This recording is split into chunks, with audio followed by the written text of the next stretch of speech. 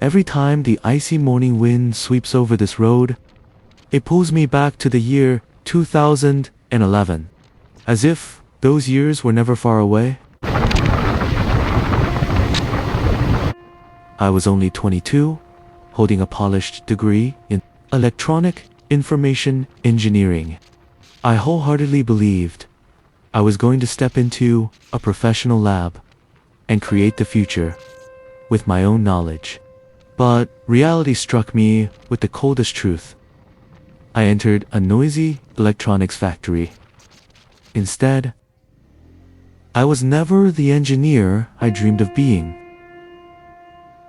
I was nothing but a replaceable pair of hands, trapped on a never-stopping assembly line.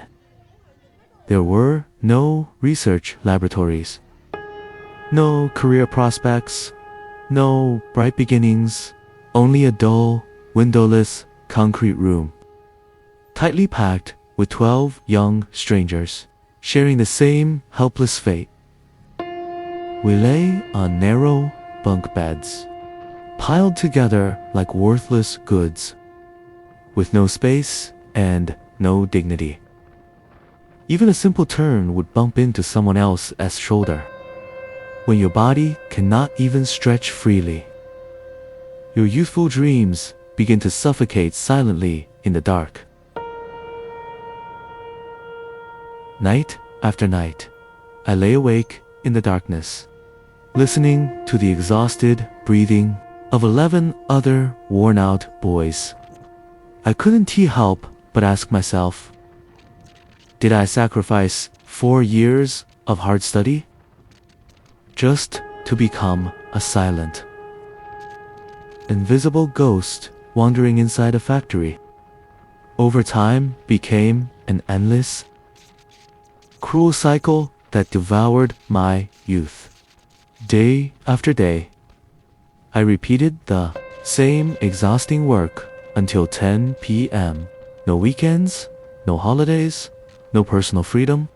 The only sound accompanying my youth was the endless roar of industrial machines. My entire life was compressed into a lifeless, straight line between factory and dormitory. We were treated like cold, working machines. Yet, life, as harsh as irony is this, when a machine breaks down, people repair it. When a person breaks down, people simply replace you. Physical exhaustion was never the worst torture. The deadliest thing was numbness. Watching your most precious youth fade away second by second. Powerless and helpless.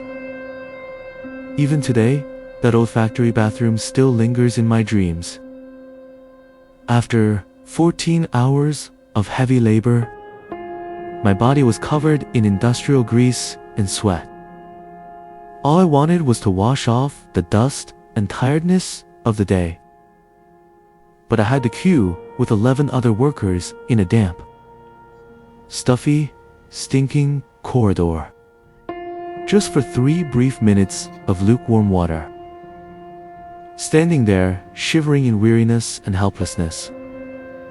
That was the exact moment my youth, passion, and innocence completely died. And the most absurd joke of my whole youth. After enduring countless hardships and endless tiredness, my monthly salary was merely 800 RMB. In their eyes, I was nothing but cheap, disposable labor. They dressed this exploitation up as an internship. But to me, it was a cold prison that locked up my youth. Eventually, I walked away from that lifeless cycle. Years later, I returned to my hometown.